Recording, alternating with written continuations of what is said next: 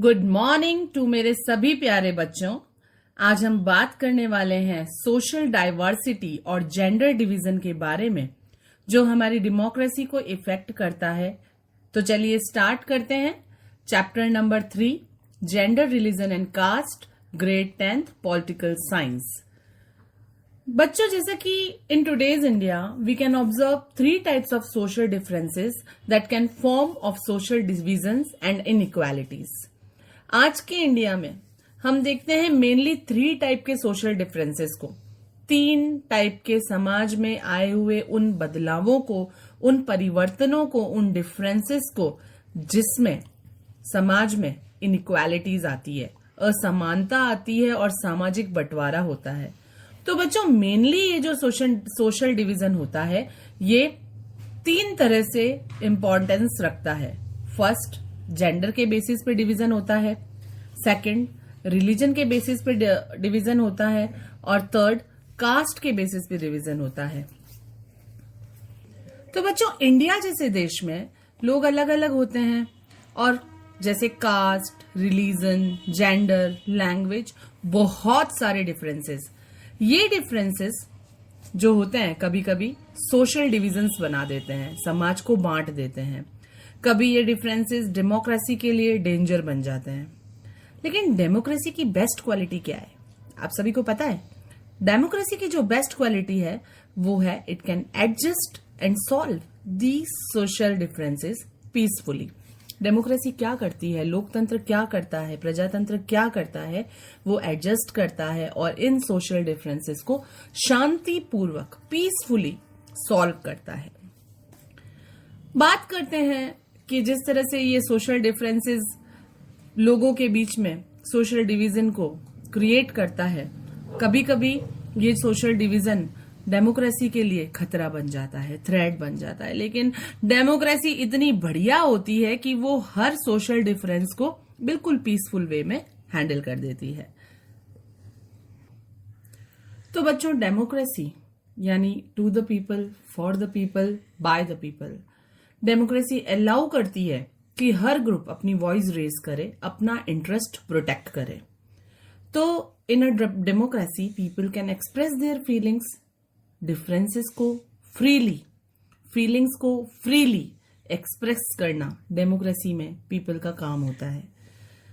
These differences can be healthy और unhealthy for politics.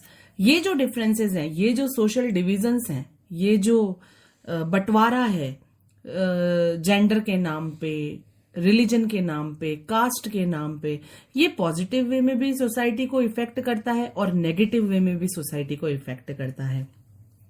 क्योंकि हम जिस फॉर्म ऑफ गवर्नमेंट में रहते हैं वो डेमोक्रेटिक फॉर्म ऑफ गवर्नमेंट है। इट मींस डेमोक्रेसी अलाउ करती है कि हर ग्रुप अपनी वॉइस रेज करे। जब डिफरेंसेस को पॉजिटिव वे में यूज किया जाएगा तो ऑब्वियसली सी बात है डेमोक्रेसी जो है वो स्ट्रांग हो जाएगी। और जब डिफरेंसेस से फाइट और कन्फ्लिक्ट हो जाएंगे तो डेमोक्रेसी वीक हो जाएगी। इट मींस डेमोक्रेसी अनहेल्दी हो जाएगी।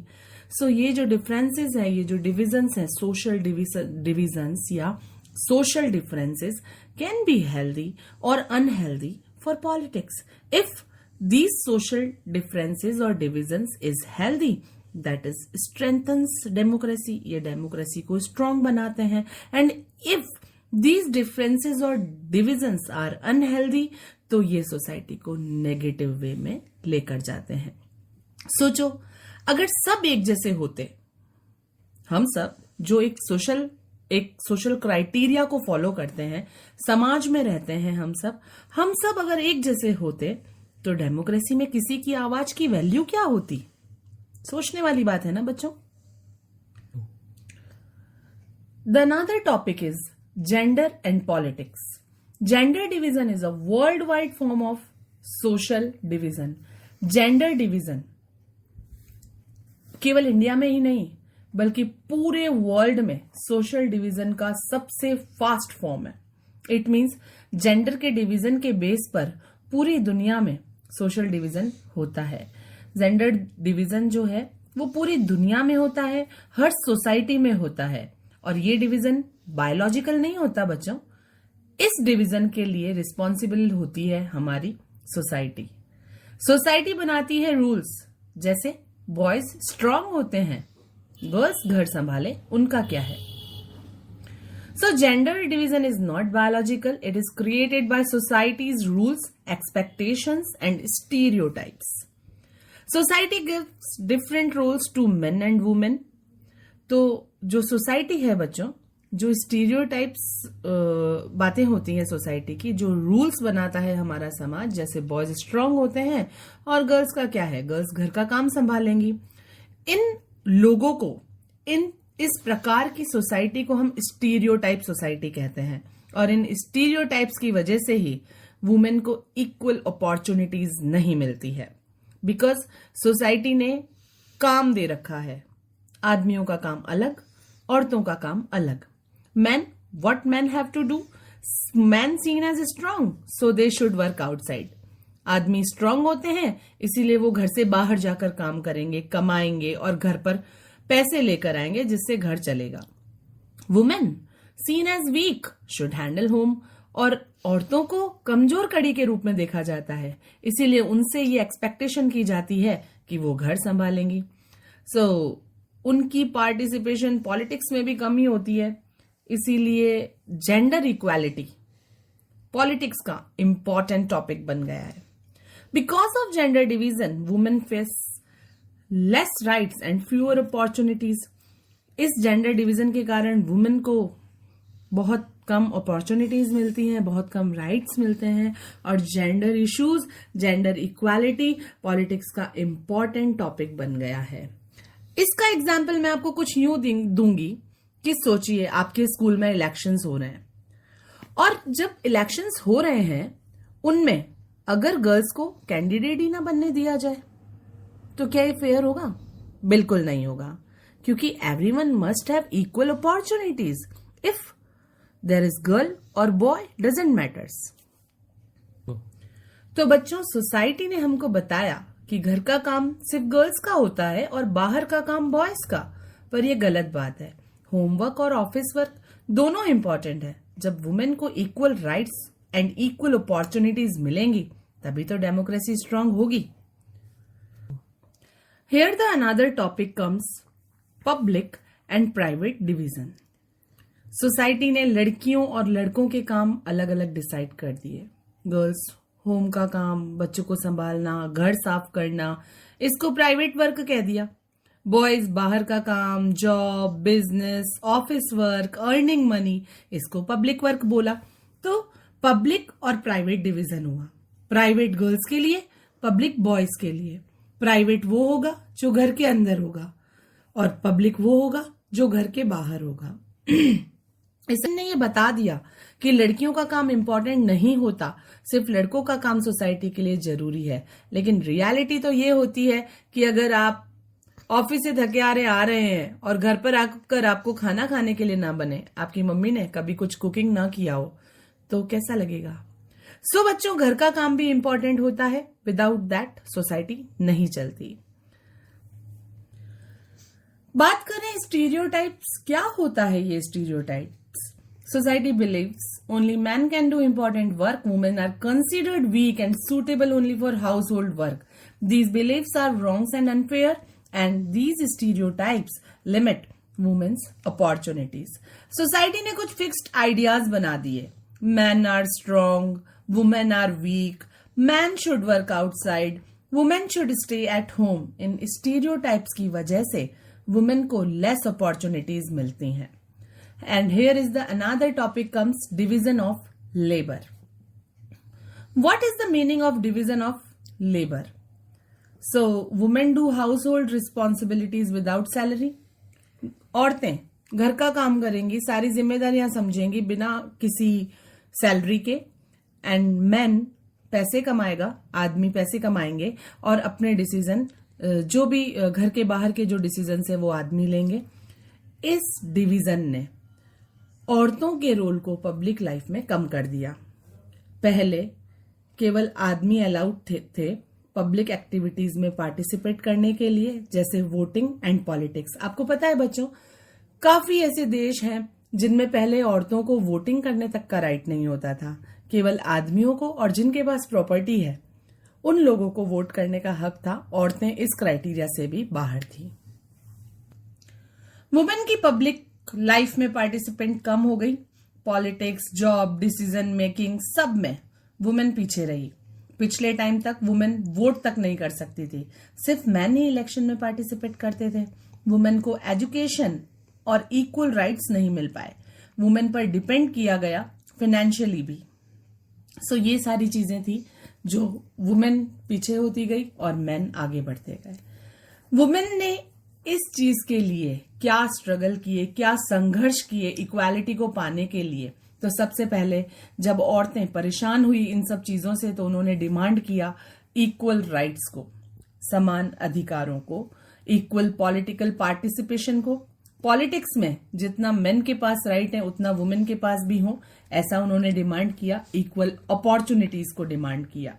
बहुत सारे मूवमेंट्स स्टार्ट किए गए, improve women's status in society. समाज में औरतों के स्टेटस को इम्प्रूव करने के लिए खूब सारे मूवमेंट्स स्टार्ट किए गए। मैनी वेस्टर्न कंट्रीज अब आज इस जमाने में जो टुडेज सिचुएशन है उसमें बहुत सारी डेमोक्रेटिक कंट्रीज में women can vote, work and participate in politics. Women vote कर सकती है, काम कर सकती है, पॉलिटिक्स में पार्टिसिपेट कर सकती है। वुमेन को ज्यादा एजुकेशन मिल सकती है, जॉब अपॉर्चुनिटीज भी मिल सकती है। कुछ कंट्रीज में वुमेन का जो पॉलिटिकल पार्टिसिपेशन होता है वो बहुत हाई होता है। आज की तारीख में वुमेन बहुत आगे बढ़ चुकी है, आदमियों से कंधा मिलाकर नहीं बल्कि आदमियों से कई कदम आगे निकल चुकी है। और क्यों ये जेंडर इक्वालिटी इंपॉर्टेंट है? क्योंकि इससे आदमी और औरत दोनों को इक्वल अपॉर्चुनिटीज मिलती है, डेमोक्रेसी इंप्रूव होती है, सोसाइटी मजबूत होती है। क्योंकि दोनों अपनी अपनी स्किल का यूज करके जब समाज में काम करेंगे तो समाज वैसे ही बहुत उन्नत हो जाएगा। सो स्टूडेंट्स, हर डिफरेंस नेगेटिव नहीं होता। अगर हम इन्हें सही डायरेक्शन दें तो ये डेमोक्रेसी को और पावरफुल बनाता है।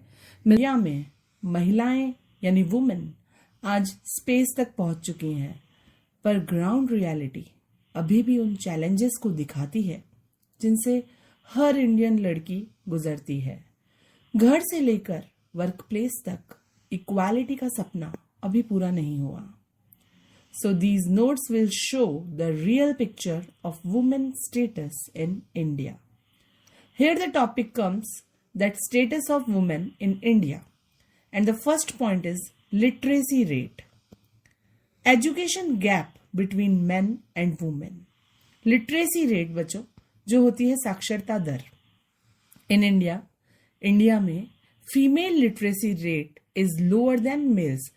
महिलाओं की जो साक्षरता दर है, वुमेन लिटरेसी रेट, मेल्स की लिटरेसी रेट से बहुत ज्यादा कम है। सेंसस 2011 के डाटा हमें ये बताते हैं, जनगणना 2011 का डाटा हमें ये बताता है कि टोटल लिटरेसी इंडिया में जो कुल साक्षरता दर है वो है 74.04%। इसमें मेल लिटरेसी देखी जाए यानी पुरुष साक्षरता दर देखी जाए तो वो है 82.14%। फीमेल लिटरेसी की बात करें तो पुरुष के कंपैरिजन में, मेल लिटरेसी के कंपैरिजन में ये बिल्कुल लो है, 65.46%। Even though girls perform better in school, और हालात ये है कि लड़कियां स्कूल्स में बहुत अच्छा परफॉर्म करती हैं। Many dropouts due to family pressure focus on sons more than daughters. लेकिन फिर भी उन्हें स्कूल छोड़ना पड़ता है अपने फैमिली के प्रेशर के कारण, क्योंकि उनका ध्यान अपने बेटों पर ज्यादा होता है बजाय बेटियों के। So if teachers says girls are brilliant, society says stop studying, and that's where the real problem begins. Why low literacy? क्यों है ये वुमेन लिटरेसी की जो रेट है वो मेल लिटरेसी से कम क्यों है? जल्दी शादियां कर दी जाती है लड़कियों की, हाउस होल्ड रिस्पॉन्सिबिलिटीज डाल दी जाती है उनके कंधे पर, और गर्ल्स के सपोर्ट की कमी के कारण एजुकेशन भी कम हो जाती है। सेकंड पॉइंट हम लें तो तो वो है अनपेड वर्क, यानी कि लड़कियों के हिस्से में वो काम आता है जिसके लिए उन्हें किसी तरह की कोई तनख्वाह नहीं मिलती। Millions of women work without being workers, बहुत सारी लाखों औरतें वर्कर बने बिना भी वर्क करती हैं। Women do more work than man daily, women men से ज्यादा काम करती है हर रोज, फिर चाहे वो कुकिंग हो, चाहे वो क्लीनिंग हो, केयरिंग हो, घर संभालना हो, जॉब करना हो, सारी बातों में। But house work is not counted as work, लेकिन सही मायनों में देखा जाए तो हाउस वर्क को वर्क के रूप में काउंट ही नहीं किया जाता। So women's contribution looks invisible in the economy. तो इस तरह से हमारी इकोनॉमी में वुमेन का जो कंट्रीब्यूशन है, वुमेन का जो सहयोग है, वो भी दिखाई नहीं देता। हाईली पेड जॉब्स, ऐसी बहुत कम औरतें होंगी जिनको अपनी जॉब्स के लिए सैलरी मिलती है, बहुत अच्छी सैलरी मिलती है, क्योंकि मोस्टली चाहे वो आपकी मम्मा हो, चाहे वो आपकी दीदी हो, आपकी छोटी बहन हो या आपकी बड़ी बहन हो, या घर में कोई भी वुमेन हो, दादी नानी, सब, if you come home from your office और जॉब, आपको आपका वेलकम करने के लिए सबसे पहले आपकी मदर मिलती है जो एक वुमेन है। So she कुक्स, she cleans, she cares, yet the world says she doesn't work. This is the reality when a woman works 1 hour more than an average Indian man every day. Still not valued. ये reality है कि एक औरत हर दिन एक आदमी से average में 1 घंटा ज्यादा काम करती है, लेकिन फिर भी इस चीज की कोई वैल्यू नहीं है।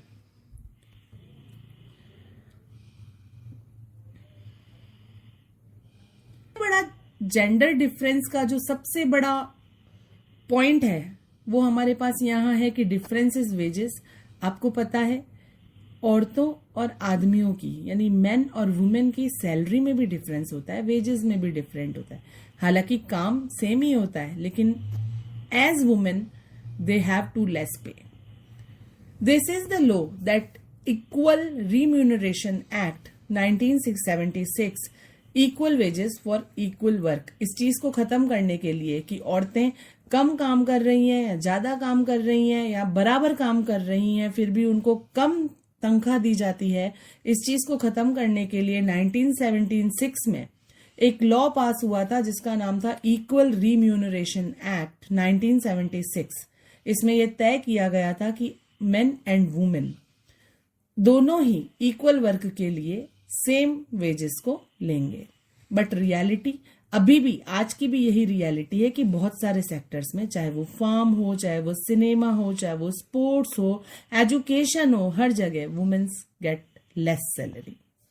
Women are paid less, women को कम पे किया जाता है, जबकि हालांकि वो काम या तो इक्वली करती हैं या ज्यादा करती हैं। सो टैलेंट सेम, मेहनत भी सेम, पर pay check small. Why? Just because she is a woman. सोचिए। Here the another topic comes child sex ratio. Girls are missing before birth, लड़कियों को जन्म से पहले ही मार दिया जाता है। Son preference is still strong in many parts of India. आज भी इंडिया के बहुत सारे पार्ट्स में बेटों को प्रेफरेंस दी जाती है। Many families want boy child, बहुत सारे परिवार 4 लड़कियां हो रही हैं, 5 लड़कियां हो रही है, लेकिन उसके बाद भी बेटे की चाह में फिर से डिलीवरी कंज्यूम करते हैं। नॉट गर्ल्स, ऐसा गर्ल्स के लिए नहीं होता। सेक्स सेलेक्टिव अबॉर्शन, देखा जाए कि अगर पता चल जाए कि हमारे पेट में पल रहा बच्चा अगर लड़की है तो उसका अबॉर्शन करवा दिया जाता है। फ्यूअर गर्ल्स बेबीज, तो इससे जो गर्ल्स है उनका नंबर कम हुआ है।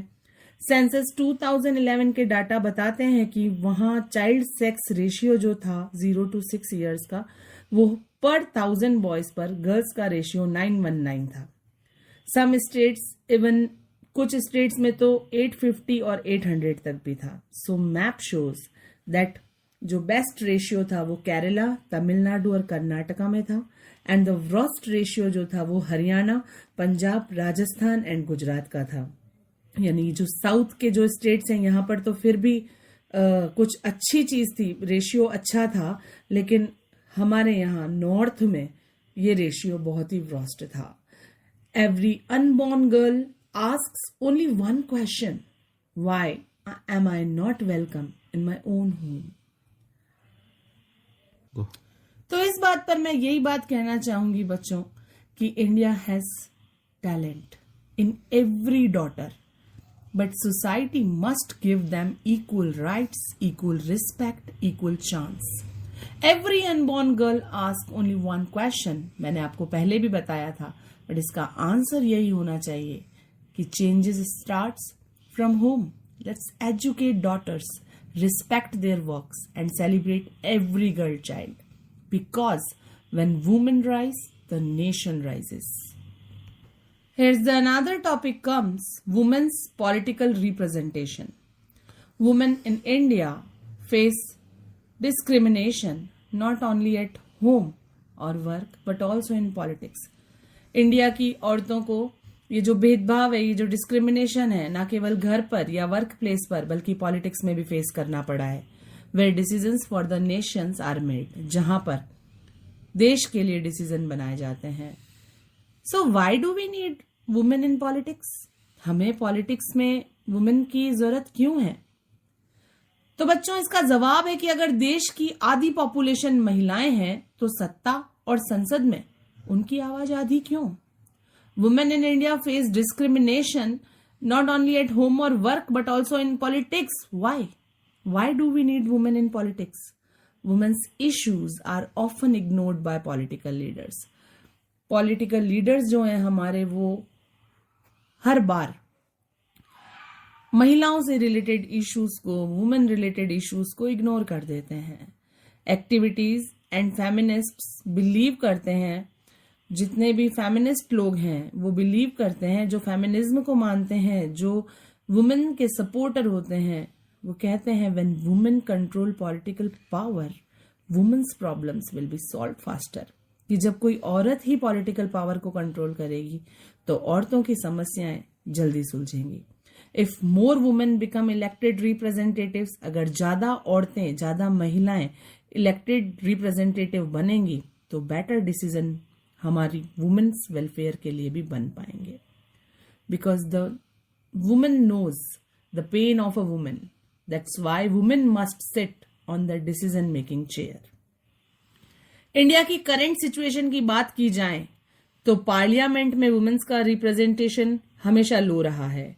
बात करें 2019 की, फर्स्ट टाइम लोकसभा में women member of parliaments 14.36% ratio में आया था. स्टेट असेंबली की बात की जाए तो वुमेन्स का शेयर स्टेट असेंबलीज में लेस देन 5% है. इंडिया उन लोएस्ट कंट्री में से एक है जिनमें वुमेन्स का पॉलिटिकल पार्टिसिपेशन ना के बराबर माना जाता है. इस ग्राफ को देख के ये पता चलता है कि किस तरह से जो फीमेल्स हैं इंडिया में वो पॉलिटिकल रिप्रेजेंटेशन में बहुत पीछे हैं. Nordic countries 42.3%, America 29.5%, Europe 26.4%, sub Sahara Africa 23.7%, Asia 19.8%, Arab States 18.6%, Pacific 15.6% and India 11.8%. That is the worst ratio. So, reservation at local level a big step forward. इसका मतलब ये है बच्चों की जहां देश पर, जहां नेशनल लेवल पर वुमेन की स्थिति अच्छी नहीं है, वहीं अगर हम लोकल गवर्नमेंट की बात करें तो एक बहुत बड़ा स्टेप लोकल गवर्नमेंट में वुमेन्स के लिए ये हुआ कि 33% seats reserved for women in panchayat and municipalities. 33% seat panchayat और म्युनिसिपैलिटीज में वुमेन्स के लिए रिजर्व्ड है. और इसी लॉ के कारण today India has 10 lakh plus elected women leaders in local bodies. हमारी जो लोकल बॉडीज है उसमें 10 लाख से ज्यादा इलेक्टेड महिलाएं आज लीडर्स हैं. So India lags behind almost all regions of the world in women's political leadership, but ratio is changed in the local government. India is the land of powerful goddesses, but real life women are still struggling for political power. Here the another topic comes, demand for reservation in parliament. Demand ये है कि 1/3 seats women के लिए लोकसभा और state assemblies में reserve होनी चाहिए, लेकिन 10 सालों से ये बिल आज भी पेंडिंग पड़ा है और इस बिल पर पॉलिटिकल पार्टीज के बीच में कोई एग्रीमेंट नहीं है. हर पार्टी वुमेन एम्पावरमेंट की बातें तो करती है, लेकिन सीट देते टाइम सब चुप हो जाते हैं. So why is this reservation important? The answer is, start from villages, reach the parliament. Women are already proving, but please give them a chance. They will lead the change. तो इस तरह से ये सोशल डिविजन्स जो है वो political issues बन जाते हैं. जेंडर इनइक्वालिटी एक सोशल प्रॉब्लम है, लेकिन वुमेन मूवमेंट्स ने इसको एक डिमांड के रूप में आज पूरे वर्ल्ड के सामने लाकर खड़ा कर दिया है. अब वुमेन लड़ती है इक्वल ट्रीटमेंट के लिए, इक्वल राइट्स के लिए, इक्वल पावर के लिए. So she doesn't want any special treatment, she just want equal chance to speak for her nation. Women have leadership, vision and courage. India just need to open the doors of parliament wider. आज नहीं तो कल parliament में भी महिलाओं की बराबर seat होगी, because women's voice is India's future. India's daughters don't want sympathy, they want opportunity. Their voice must reach schools, workplaces and parliament. Empower the woman, because when she leads, India succeeds. यानी हमारी Indian society की 3 बड़ी बड़ी divisions किस तरह से gender, religion और cast तीनों हमारी पॉलिटिक्स को इफेक्ट करते हैं और डेमोक्रेसी को कभी कभी स्ट्रांग बनाते हैं और कभी कभी कमजोर भी. तो चलिए शुरू करते हैं. सबसे पहले अगर हम बात करें जेंडर और पॉलिटिक्स की, तो आपको ये पता होना चाहिए कि जेंडर होता क्या है. जेंडर होता है biological difference, male and female. लेकिन सोसाइटी जो अलग रोल्स बनाती है, गर्ल्स के लिए अलग, बॉयज के लिए अलग, उसे कहते हैं जेंडर. मतलब जेंडर सोसाइटी बनाती है, नेचर नहीं. उसके बाद पॉइंट आता है सेक्सुअल डिवीजन ऑफ लेबर. तो घर का काम, खाना बनाना, सफाई, बच्चों की देखभाल सब महिलाओं का काम, और बाहर की कमाई मेल्स का काम. अरे भाई, ये रूल बुक किसने बनाई? सोसाइटी ने. इसी को कहते हैं सेक्सुअल डिवीजन ऑफ लेबर. जिस तरह से स्कूल में गर्ल्स को होम साइंस, बच्चों को यानी बॉयज को workshop. Why? Because of stereotype. Education and employment में भी जेंडर फॉर्म में इनइक्वालिटी चलता है. जैसे पहले कई जगह गर्ल्स को पढ़ने ही नहीं दिया जाता था, आज पढ़ने तो दिया जाता है, लेकिन फीमेल लिटरेसी रेट मेल से अभी भी कम है. घर का काम अनपेड होता है, इसीलिए वुमेन इकोनॉमिक डिसीजन में वीक दिखाई देती है. वुमेन अभी भी harassment, domestic violence, unsafe public places जैसी प्रॉब्लम्स झेलती हैं, इसीलिए एम्पावरमेंट जरूरी है. अब बात करते हैं सबसे जरूरी पॉलिटिकल रिप्रेजेंटेशन की. तो इंडिया की पार्लियामेंट और स्टेट असेंबलीज में आज लाखों महिलाएं पॉलिटिक्स में एक्टिव हैं, लेकिन स्टेट असेंबली और इंडिया की पार्लियामेंट की बात करें तो महिलाएं बहुत कम सीट्स पर होती हैं. लेकिन पंचायती राज में 1/3 रिजर्वेशन ने फीमेल लीडर्स को सामने लाया है और आज लाखों महिलाएं पॉलिटिक्स में एक्टिव हैं. ये डेमोक्रेसी को स्ट्रांग बनाता है.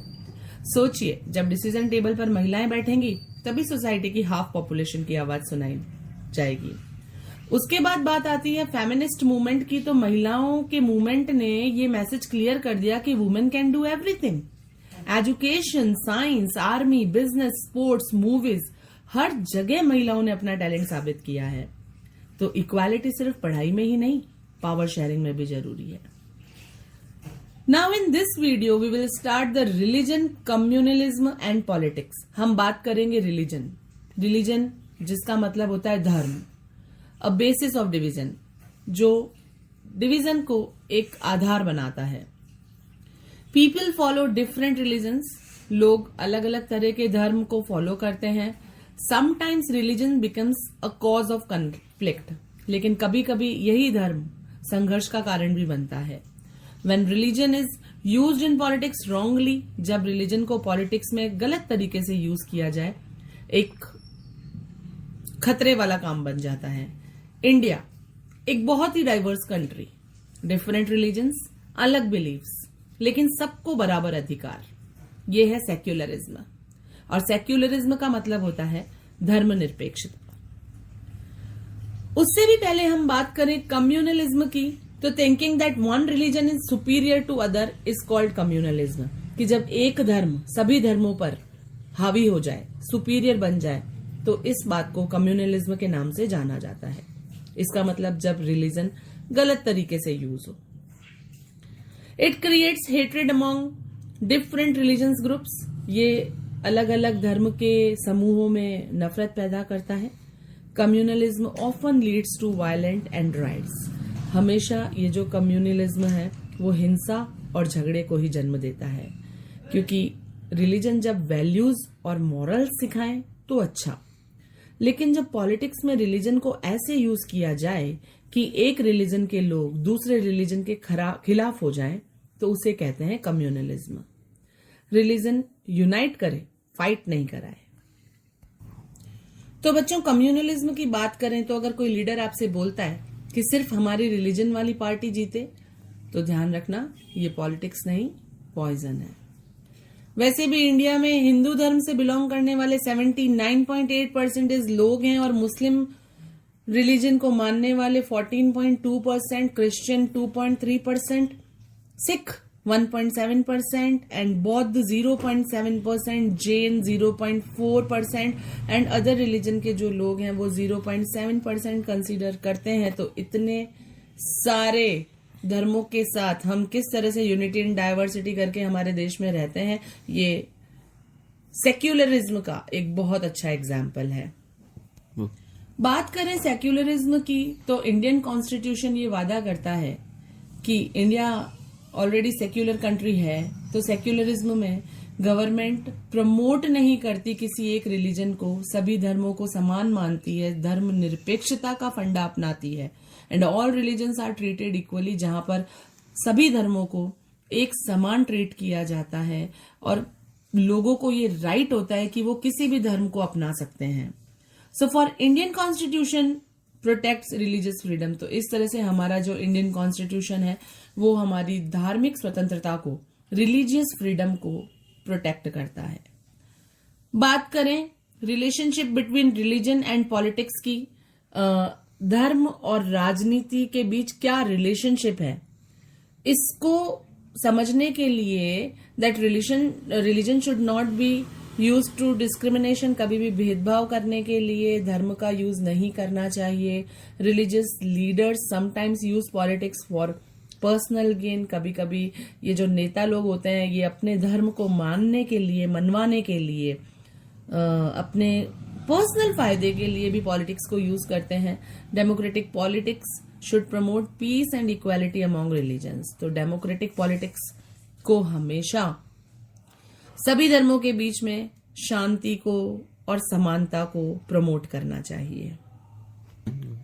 Because where is no official religion, equal respect to all religions, religious freedom, state stops any religious practice that harms right. It means सबका धर्म बराबर और सिटीजन होना रिलीजन से भी ऊपर. अब बात करें तीसरे और सबसे इंपॉर्टेंट पॉइंट जो इस चैप्टर का मेन पॉइंट है, that is caste and politics. जैसा कि आप सभी लोगों को पता होगा कि हमारे देश में शेड्यूल कास्ट से रिलेटेड, एससी रिलेटेड 16.6% लोग हैं सेंसस 2011 के अकॉर्डिंग. शेड्यूल ट्राइब से रिलेटेड लोग 8.6% हैं एंड ओबीसी से रिलेटेड लोग 41% हैं. तो इस तरह से इंडिया की 2/3 पॉपुलेशन कंप्लीट करती है पॉपुलेशन को. सो अगर इंडिया में अगर कास्ट सिस्टम को देखा जाए तो caste is a form of social division in India. India में सोशल डिवीजन का फॉर्म है caste. Birth decided a person's caste, और किसी व्यक्ति का जन्म ही उसकी जाति को निश्चित करता है। Higher caste enjoy more power, जो ऊंची जातियां होती हैं वो ज्यादा पावर को एंजॉय करती हैं। Lower caste has fewer opportunities, और जो छोटी जाति के लोग होते हैं उनके पास कम मौके होते हैं, कम अपॉर्चुनिटी होती है, और वो भेदभाव को फेस करते हैं। बिकॉज इंडिया में कास्ट बर्थ बेस्ड ग्रुप है। पुरानी सोसाइटी में अपर कास्ट पावरफुल है और लोअर कास्ट अप्रेज्ड है, अनटचेबिलिटी तक भी हो जाती थी। लेकिन ये सब पुराने जमाने में होता था बच्चों। लेकिन इससे ये जो कास्ट का जो नाम है, इसे हम कह सकते हैं कि इसने समाज को टैलेंट नहीं दिया, सरनेम को इंपॉर्टेंस दी। अब हम बात करते हैं कि मॉडर्न चेंजेस क्या आए हैं कास्ट सिस्टम में, क्या चेंज हुए हैं।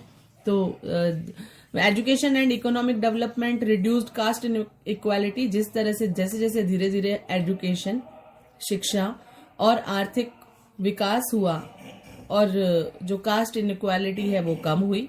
Urbanisation made people work together, शहरीकरण ने लोगों को साथ एक ही फॉर्म पर काम करने के लिए उत्साहित किया बिना किसी कास्ट डिफरेंसेस के।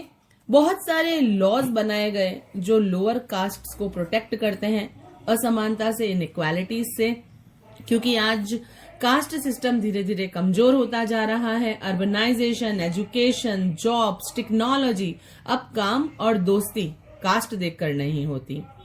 अगर कहा जाए कि ऑफिस में बॉस कौन, इंजीनियर कौन, किसी की कास्ट नहीं पूछी जाती। सो कास्ट की अगर हम इलेक्टोरल पॉलिटिक्स में बात करें तो गुड या bad, people often vote for candidates of their own caste. हमेशा ऐसा होता है कि लोग अपनी ही जाति के लीडर्स को प्रायोरिटी देते हैं। Political parties tickets caste support के बेस पर ही देती हैं। कास्ट इलेक्शन को विन करने में भी इफेक्ट करती है। लोअर कास्ट, अगर इसको इस तरह से सोचा जाए कि तो इसमें पॉजिटिव क्या है, तो पॉजिटिव ये है कि लोअर कास्ट अपनी प्रॉब्लम्स उठा पाती हैं। पॉलिटिकल पार्टीज सभी ग्रुप कास्ट को टिकट देना जरूरी होता है उनके लिए, और डेमोक्रेसी में रिप्रेजेंटेशन बढ़ता है। और नेगेटिव रोल की बात करें तो वोट सिर्फ कास्ट के नाम पर लिए जाते हैं, हेट बढ़ती है, वायलेंस बढ़ती है, राइट्स बढ़ते हैं, डेवलपमेंट इश्यूज पीछे छूट जाते हैं। कास्ट आइडेंटिटी अगर राइट के लिए यूज हो तो गुड, और अगर हेट के लिए यूज हो तो डेमोक्रेसी को चोट। So positive roles of caste in politics की बात करें तो कास्ट पॉलिटिक्स ने लोअर कास्ट को हेल्प की है उनके राइट्स की डिमांड उठाने में, and they get political power through reservation आरक्षण से उनको पॉलिटिकल पावर भी मिला है। डेमोक्रेसी ने उनको स्पेस दिया है उनकी वॉइस उठाने का। अब बात करें इनइक्वालिटी और जस्टिस की, तो जहां असमानता है वहां न्याय भी है। Gender, religion and caste division should not create injustice. Gender हो या रिलीजन हो या कास्ट, इन सब के बंटवारे कभी भी अन्याय नहीं फैला सकते। डेमोक्रेसी में हर किसी को समान अधिकार दिए गए हैं। गवर्नमेंट को इस भेदभाव को खत्म करना ही होगा, फिर चाहे वो जेंडर हो, रिलीजन हो या कास्ट हो। तो बच्चों, जेंडर, रिलीजन और कास्ट तीनों सोशल आइडेंटिटीज हैं। हम सब इन्हें इक्वालिटी, जस्टिस और रिस्पेक्ट के लिए यूज करें तो डेमोक्रेसी स्ट्रॉन्गेस्ट होती है। बट अगर इन्हें डिस्क्रिमिनेशन और हेट के लिए यूज करें तो सोसाइटी टूट जाती है। So diversity is our strength, discrimination is our weakness. अगर ये आपको वीडियो हेल्पफुल लगी तो लाइक, शेयर और सब्सक्राइब जरूर करिएगा। और अगर इस चैप्टर में आप कोई डाउट फेस करते हैं तो डाउट्स को क्लियर जरूर करिएगा। और कमेंट में ये भी बताइए कि आपको कौन कौन से चैप्टर की वीडियो अगली बार चाहिए। तो मिलते हैं नेक्स्ट चैप्टर के साथ ह्यूमैनिटी लर्निंग में। Till then, bye bye.